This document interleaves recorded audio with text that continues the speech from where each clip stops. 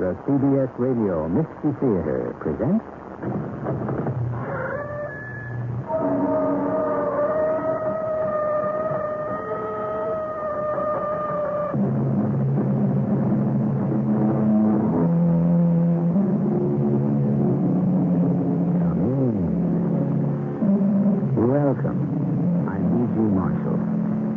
Nemesis was the goddess of reckoning and retribution. At her hand, those who committed murder would suffer by the very destruction they had set into motion.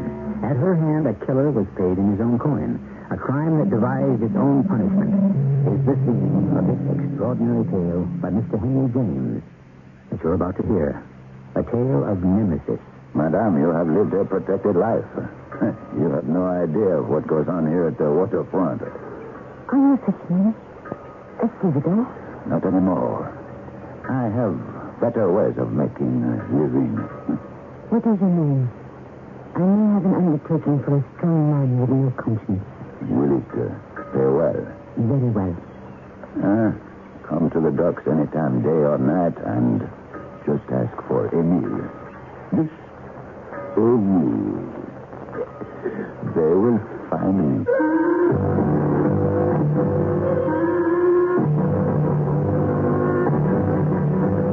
Our mystery drama, A Tragedy of Error, by Mr. Henry James, was adapted especially for the Mystery Theater by G. Frederick Lewis and stars Tammy Grimes. It is sponsored in part by ARM, Allergy Relief Medicine. I'll be back shortly with Act One. As Henry James unfolds this classic tale of mystery, he tells of 4 lives inexplicably intertwined. 3 men and 1 woman. Within 24 hours, one of them would be dead. The next day, another. And then... But let us follow the story as it unfolds. And let the woman herself, Hortense Bernier, tell us how it all happened. I tried to forget my husband's shot. I even had a gravestone put up with his name on it to help me believe I would never see him again. Why? 5 years ago, he had been the manager of the Banster farm. One day, the auditors discovered he had been in Belgium. So without a word, Charles went to America. Left me, ran away, escaped. Call it what you will. To me, yes, Charles is dead. And you can imagine my feelings today, 5 years later, seeing his familiar handwriting on that envelope. Hortense? Hortense? Oh, my dear, we've come here to the post office in our carriage. You asked me to go inside and fetch a letter addressed to you. Now you take it and stare at it as though it had been sent from the moon. This letter, it comes from... Surely you must open it. It's not from another world. Perhaps not. But from another lifetime. I shan't dwell on it, dearest. I'm sure you will open it when you've a mind to. Can you go straight home now, Luce? Please. Oh, certainement, petit. Coachman, proceed to Madame Bernier's house. I wish you wouldn't do that. What? Oh, no, not again. A reversion to my walking stick. I use it merely to gain his attention. I'm sorry, Louis, but a cane, a walking stick, it makes me cringe. I know, my dear. You've told me often enough. Coachman, allons. Will you read it, Louis? What? The letter you just brought me. Open it and read it out loud, please. I cannot. Certainly, Lieutenant. Let me see. It is marked Southampton, July 16th, 1850. My dear Hortense, you will see by my postmark I am 1,000 leagues nearer France than when I last wrote. What is it, my dear? I keep it right, but I threw the letter away. I couldn't bear to read it. Really? I continue. After so many years of separation, the thought of seeing you again fills me with longing. I may have to hide for a bit, perhaps even take another name, until I am sure I can show my face to the world. I have some business to attend to here in Southampton, but I shall be on the Armorique, arriving at Cherbourg on Friday. I have been a month on the seas from America. Yes, Hortense? Friday. Does it say Friday? It does. Tomorrow. Good Lord, what did I do? Welcome him, I expect. It is not often given to a woman to welcome her husband after 5 years' absence.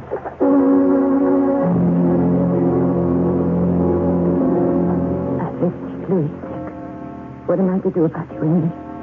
Well, I know it is ridiculous to ask, but I shall ask it anyway. Do you still love your husband? Of course not. Well, then what problem is there? Because Charles doesn't know about us. Well, no more than we know what life he's been living for the past 5 years in America. It was cowardly for him to run away as he did, leaving you to pay off his criminal debts. I had no choice. A man in a position of trust embezzles $500,000, runs off to America to escape imprisonment, leaving you here alone without a word? You did have a choice. Wash your hands of him. But no, you, Hortense Beignet, sold your jewels, your property, everything but this tiny country house in Cherbourg to pay back the bank what he had stolen. Let it all pass. It is the present that strikes fear into my heart. Hortense, do not be afraid. Surely you know my devotion to you by now. You think generously. What better way to spend my inheritance but on the woman I love? I look at this dear watch you gave me. And this lovely case of pearls. And even this frightens me. The ticking of the minute. My love, you must be calm. Your husband says you must hide. He won't dare show his face. Charles will leave Cherbourg sooner than you think. I can hear him now. Walking with that cane. That terrible limp of his. How I hate the sound of it. My darling, how I wish you could take it all a little more philosophically. I never told you, did I? How he would whip me with that cane. He beat you. Oh, I said he was a coward, but I had no idea. Hortense, do you know what the right thing would be for me to do? The right thing? I should be the one to meet him at that boat. Tell him face to face, Charles Beignet, you're a despicable coward. I love your wife. What are you going to do about it? Louis, you wouldn't. Oh, probably not. There are easier ways. Well, no matter. Tomorrow will come, and we shall see what we shall see. I sensed being away, and although it was dark, I had to go out by myself. I needed to be alone, to breathe fresh air, to think. I went down to the quay of Cherbourg, where the poor sailors and fishermen live, work, and tie up their boats. Hello, little boy. Where are you going with that jug? Does it contain wine? Is it something for your supper? Why don't you answer me? He doesn't speak to you, madame, because he has no tongue. Come here, you. Give me that jug. Milk, is it? Who gave you this milk? That old harridan who lives next door, huh? I thank her not to put her nose in my business. So, you like to drink milk, do you? Do you know what a sailor does with milk, huh? I'll show you. Come back here, you beggar. I'll give you the hiding of your life if I catch you. Why did you do that? Break the child's jug of milk. I can do what I like with him if I want, huh? I don't understand a man like you. Oh, I don't understand what a lady like you is doing walking down here where the poor make their home. I have my reasons. And I have mine. That wretched boy is supposed to be a child of mine. Your son? You are a strange man. So are all of us who live by the water here.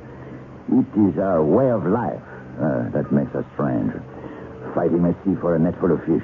Rowing your arms out of their sockets. Taking people out to the big boats in the harbor. Fighting the weather, the hot sun, the rain. Yes, it can make one peculiar.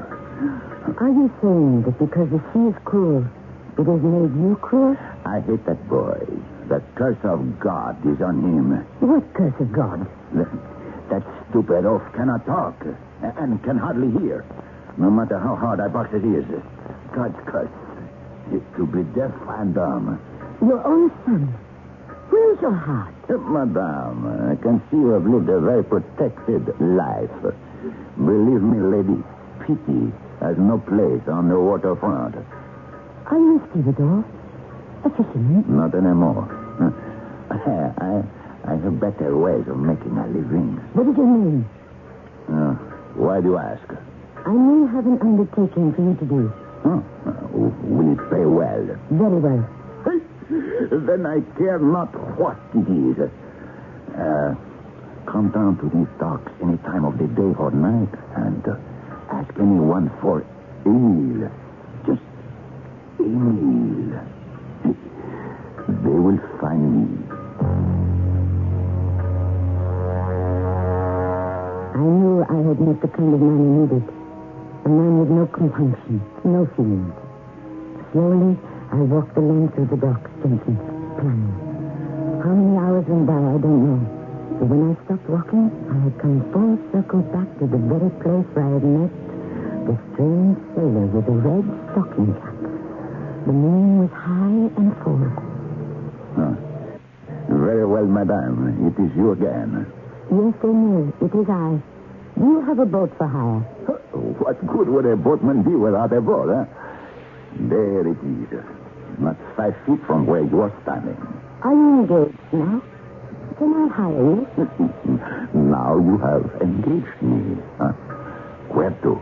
I would like you to row me out to the cemetery on the point. At your service, madame. When you wish to go? Now, immediately. The cemetery is closed at this hour. 25 francs? There'll be no one to see you climb over the gate, huh? Hop into the boat, huh? I'll hold the prow here. You make your way through the stern, huh? Careful now, eh? So, straight across, my lady, huh? It is a fine evening, Emile. Cool for July. Suppose you row me out of the lighthouse and leave me at the point nearest the cemetery on our way back. A longer trip would mean more than 25 francs. Don't you think, madame? I think I may ask you to row me the whole night, and if I do, Emile, I shall give you 100 francs. Madame, for money, I will do anything.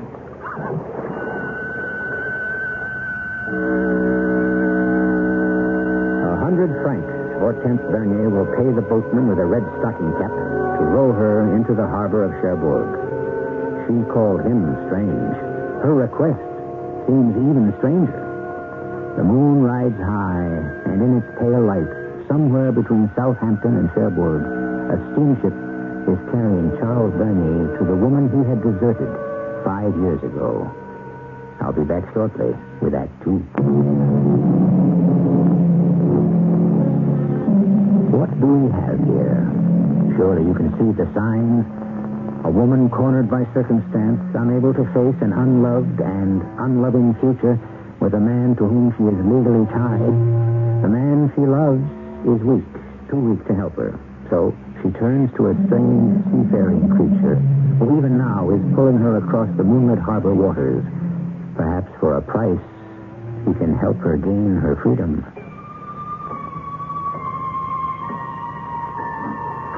I looked carefully at the man rowing. He was about 40, sullen, his face and hands between his paws. His eyes appeared dead. Anything for money, he had said. I believed him. There are men in every hovering showboat like that. Men without conviction or conscience. Why do you stare at me like that, madame? I was wondering why you were rowing with such strength. You will tire yourself before long. The current is treacherous here. I must keep rowing until we are past this. You appear very strong. You should have seen me 20 years ago. Even 10. Before I met up with a she-devil. You know what I have eaten today, huh? Shall I tell you? Please do. A piece of black bread and a salt herring. Down to the tail. I wasted nothing. Except a jug full of milk. Why do you keep talking of that, huh? Why did you turn so against your own flesh and blood? Who says he is? No matter. I don't wish to talk of it. Money. That is what people like yourself have. Not those like me. Why don't you get some work that pays better? I do what I can. I have no choice. 50 carts rolled from the ship to the storehouse means 10 francs. It also means the possibility of a crushed hand or a dislocated shoulder. You know what it is, madame, to have no choice. Yes, I think I do. Here in Cherbourg, to lift and row with my arms is the only work I can do. Why don't you go to America? America? No, my lady. No leaps in the dark for Emile. But there are steamships now that sail from Cherbourg in the Havre to London and then to New York, America. Well, you could work on such a boat and get yourself a free passage. You have it all planned, don't you? I have been to America already. You've been there? To Brazil, to Mexico, California, and the West Indies, and Asia, too. And China and India. Life at sea is a dog's life. How so? The things I have seen, the mean tricks. We are nearing the cemetery point. You wish me to tie up the boat and wait for you, huh? Yes, please. So you have seen mean tricks? Not played any yourself? I gave what I got. I carried my knife with the best of them. Snap. It opened. I drew it just as quickly and plunged it just as deep. Let me see your knife. Here. A beauty, isn't she? And I have the scars. If you want a lady, I'll show you. On the other hand, you would find quite a few marks of my knife on a good dozen Spanish hides. I gave as good as I got. Is this it? Are we here? The loading dock of the cemetery. Yes, madame. I shall wait for you. Thank you. We were talking about that, and there it lies in front of us. I found my way to a familiar gravestone and stood beside it. It said Charles Beignet, and then the date. 5 years ago, when I returned to my little house in Sherbrooke, alone, I had the stone made because I wished that Charles lay under it. Why have you come back, Charles? I will not be able to bear the sound of the tapping of your cane. Madame, what is it? Nothing. My lady. Nothing. My lady. A graveyard at night is no place for the living. I think we should go back. No, wait. It was only I thought I saw something. Someone. It is not. I can't say I like it here. Are you afraid, Neil, to sit with me on the grave? No, I'm not frightened. You have never put a man out of the world, then? Oh, yes. Are you horrified? In Spain, yes, but not here in France. In South America, in those countries, when a man makes life insupportable, what do you do? Oh, my dear. I suppose you kill him. You kill him. Madame, did you say 100 francs? It could be much, much more. Tell me, Emil. You find it hard to get along in the world. I can help you. What can you do? I will trust you and reward you. Madame has a piece of work for me. Are you a bold man? Bold enough. To commit a crime? You wish disposed of? You know the steamship Amorlique will arrive tomorrow morning early from Southampton. I have rowed out to her many times to bring back passengers. I know all the officers. What time will it be in the harbor? The tide will not be high enough for her to cross the bar and come in till noon. I expect the arrival of a person. A man. He is the person. The person whom you wish to get rid of. It is just an owl. Madame, do you have a plan? The person in question will be impatient to land before noon. If he can get a boat, he will be sure to come ashore right away. You mean my boat? Oh, Lord! Madame, don't cry. Don't cry. We will come to an understanding. You want me to finish him on the boat? He's an old man. No. My age. That. Pretty. That is not so easy. He could accept. He's lame. Never mind. A lame man. Good. It will serve me to let me know which passenger he is.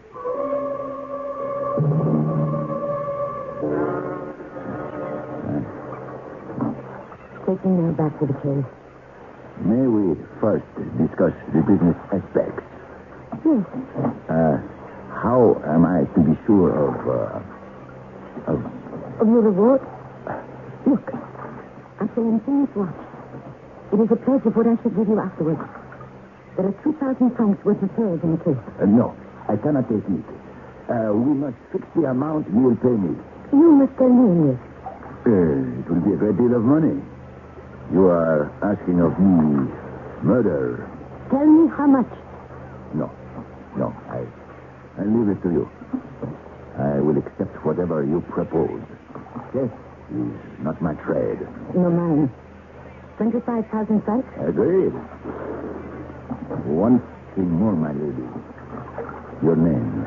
Madame Hortense Bernier. When I returned home, I found a letter under my door. It was from Louis. It said, I know what I must do. It is honorable. It is inevitable.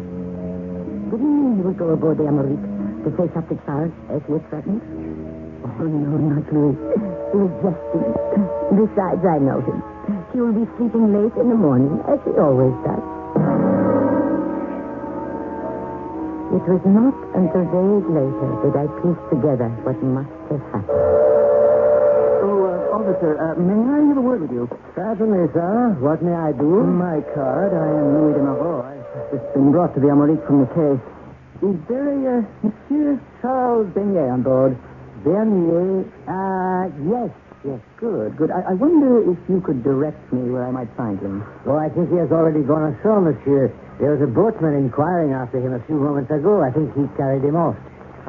Too late. And my boat has gone back already. Oh, I shouldn't worry, sir. There'll be other boats arriving from shore. And many of our passengers don't like to be so clearly in sight of land and have to wait until the Amérique crosses the bar in the afternoon. Looking down at the water from the deck here, I see a boat moored to the ladder on the stern. Is that a town boat? Yes, it is. Do you know where the boatman is? Oh, he'll be along. Why don't you let yourself down this ladder and wait in the boat for him? Splendid. I wonder if you could do me a favor, monsieur. I have a portmanteau which I should like to have taken ashore this morning. Could you take it with you and give it to the harbor master? Why not? At least my trip here this morning will not have been entirely useless. I do appreciate it. You let yourself down the ladder, and I'll lower the portmanteau to you by rope. All right, officer, send it down. Here it comes, sir. Oh, I believe I left my walking stick on the deck. Would you send that along also? I'll give it to the boatman here. You'll bring it down. Got the portmanteau? Yes. It made a safe landing. I'll untie it. Good morning, sir. Glad to see you. Here is your cane. Oh, I was going to ask you if this was your boat. I can see it is. Yes, sir. At your service. Officer, pull up the rope, huh? Can you row me ashore? Where to? To Madame Bernier's at the end of the quay. Certainly, sir. You're just the gentleman I want. 8 o'clock in the morning, 9 o'clock, 10. Anxiously I waited. Would there be a noise? Would I hear a struggle out there in the harbor? Would somebody see? It was broad daylight. I couldn't stop myself from shivering. And then I saw a figure walking up from the new quay. He waved something. It was a man. He came closer. Hortense? Is it you? He waved again. It was a cane in his hand. A cane. The man moved close. Limping. I saw him.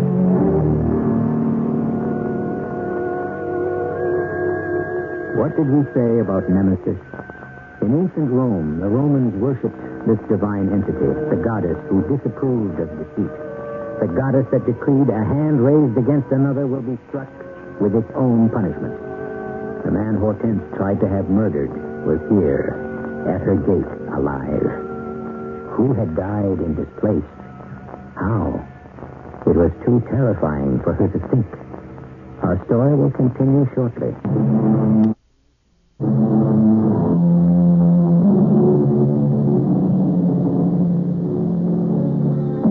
Before we begin Act 3, a word about the great and prolific author Henry James. By the time he was 45, he'd already written 10 novels and 100 short stories. This story, about Hortense Bernier, her lover, her husband, and her fate, was James' very first story, written when he was 21. as unforgettable as his last. Now, to our reunited couple, Charles and Hortense. I can't remember. Does it often get so chilly on a July night? I'm glad you lit the fire, Hortense. I felt very cold myself, Charles. It must be 9 o'clock, my dear. The familiar and restful sounds of France. I miss them. I love them. You must be tired, Charles, after that long sea journey. 5 years. It's hard to believe, eh? 5 long years. I must say, my dear, you have not aged 1 minute. In fact, you are lovelier than I remembered you. What say you? Do you answer for my dear wife? After all, you don't receive compliments like that every day. I seem much older than the morning long ago when I awoke and you were gone. My dear child, you're not going to bring up the past again, are you? Are you? Oh, Charles, there is no use in pretending. Pretending? What are you talking about? It doesn't matter. Right you are. What matters is the peace and comforts of home and another glass of cognac. Hand me my cane, will you, my dear? I'm very fond of the cognac you have provided. In America, they don't know what you're talking about. Charles, it has been a long day for me. If you'll excuse me, I would like to retire. Huh? Retire? Without me? But I haven't finished my glass. I've made up a bed for you in a little room off the library. You have put me into a separate bed? My dear, you're joking. Let us understand one another. I may be your wife in the sight of the law, but that is all. In the sight of God also.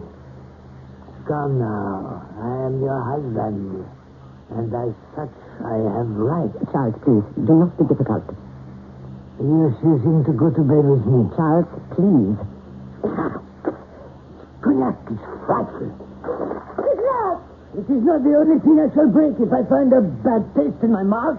My dear, in the past, if I remember, when you were, shall we say, obstinate, I was obliged, if you remember, to admonish you with my cane. Charles, no, Charles. Why are you backing away from me? Put it down, please. Put the cane down. Hortense, come here. Hortense, I order you to stand still. No, Charles, I beg you. My dear, I shall break every stick of furniture in this room. Stand still. For heaven's sake, Charles, have mercy. Your favorite vase. Your porcelain. Everything that gets in my way between you and me. Stop. I can't. Stop, please. All right. There. Now you're being sensible. Come here. That's right. Another step. 2 more. You're face to face. How exquisite your hair looks in the firelight. There, you see, I can be gentle. To show you that I trust you, I shall throw down my cane. You see? Here we are, husband and wife, standing beside the warm fire. I shall put my arms about you. Now you kiss me. Yes. Oh, your sweet softness. Oh, yes. I'm falling. Oh, my head. I'm bleeding. There's blood on my eyes. I can't see.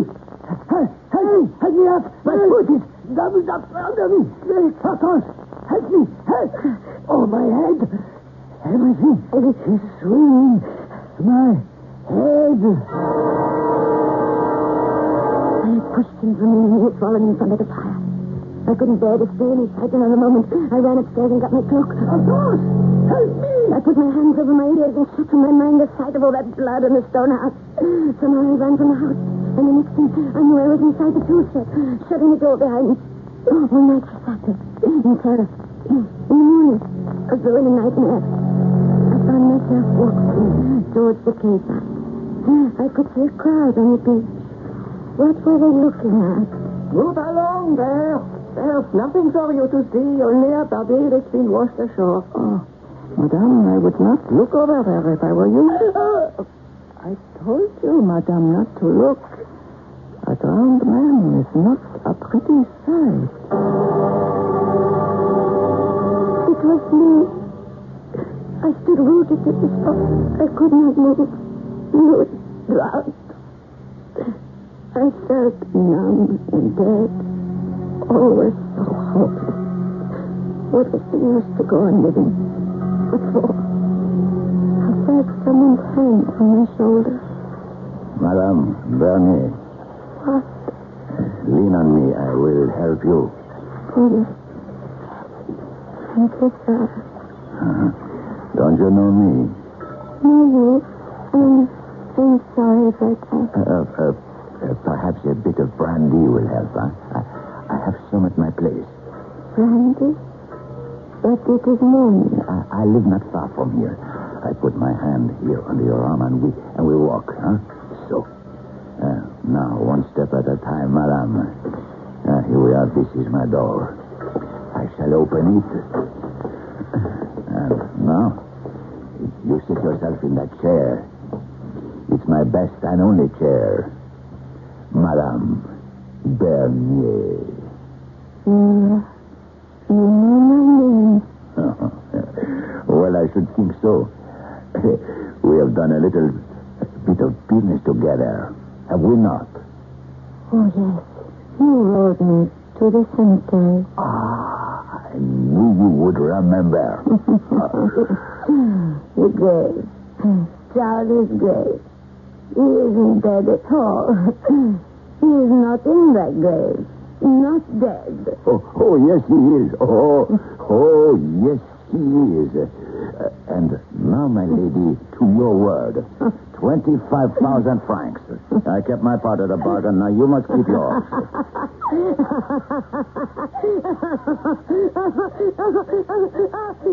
You killed the wrong man. Huh? What do you mean? That man, that body on the beach is not Charles. You did not drown Charles. Oh, no. Charles is dead. It was I who have killed him. Madame Bernier. It is you who should pay me. I left him to bleed to death in my house. I warn you, this is not time to play tricks on an old wise sailor. As we agreed, I rowed out to the steamship, and I brought back the man you described. A man of my age, with a portmanteau, a traveler, a man with a cane. The right man. I tell you, no. You killed the wrong man. I'm going. I wouldn't leave if I were you. Not until you acknowledge your part of the bargain. Your face, my lady, is too pretty for the blade of my knife. The knife. Not so close to me. No. Oh, well, would you care to feel the sharpness, eh? See? I barely touch your neck. And it leaves a red mark, huh? 25,000 francs. I shall give you all day, Madame Bernier. And when the sun is setting, I shall expect to find you in my boat. Your handbag filled with francs. What could I do? Where could I turn?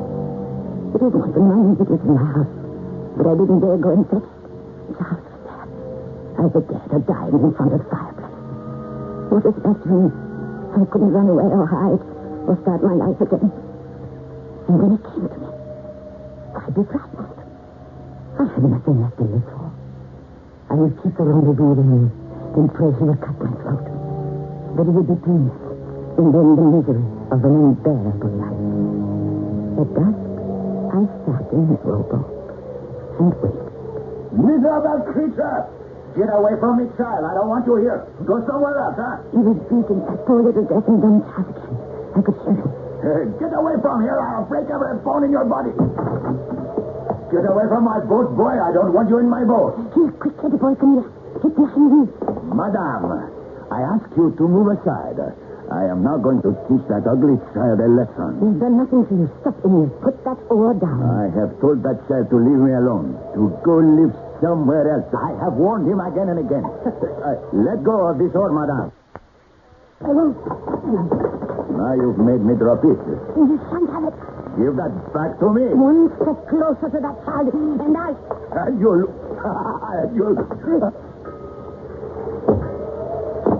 You must keep right away, little one. You must notice here. Your father won't hurt you anymore. I knew I had killed him. The eyes staring up at me with the same eyes on the face of Louis washed up on the beach. I took the boy to the little hut next door. A woman came out and folded him in her arms. The child would be safe. For me, there would be no safety. I went to the prefect of police. What did you say your name was, madame? My name? Yes, Hortense. I was named after my mother. I am married. Madame Hortense Benier. That's the name. Benier. Madame Benier, I regret we've kept you waiting, but we have had another fatal accident on the case side. I have to take deposition. It was I who killed him. Are you all right, madame? It would require a person of great strength to lift one of those oars. 12 feet long, solid oak. I can barely lift one myself. I was the woman. It was I. But you are small and frail. How could it have been you? Furthermore, why did you feel it necessary to come here and make such a confession? Because it is so. Wait, just a moment. I have an expensive pearl-studded watch which was found on the body. Is it by any chance yours? Yes. It is my watch. So you see, I was with him.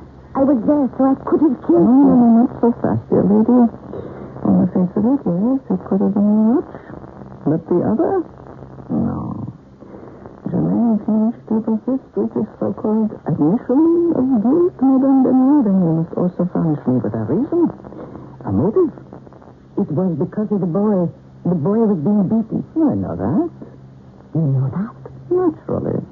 Everyone on the waterfront knows how Emil tortured that child because he believed his wife had betrayed him. Common knowledge. Please. I wanted him dead. There is nothing for me to live for. I have killed. You must punish me. Excuse me. Someone to see me. Yes, I'm glad you came. Madame Benier is here.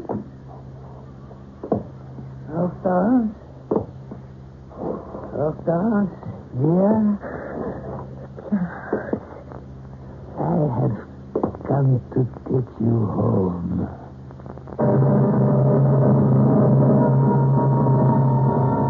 And so the curtain falls on the third act of a tragedy of error. But has it fallen for the last time on Hortense Benier? Is it the end of her story? We rather think it is only the beginning. A lifetime of marriage to a man she hates. Caught like a fly in the web of a spider. Nemesis. I shall be back shortly.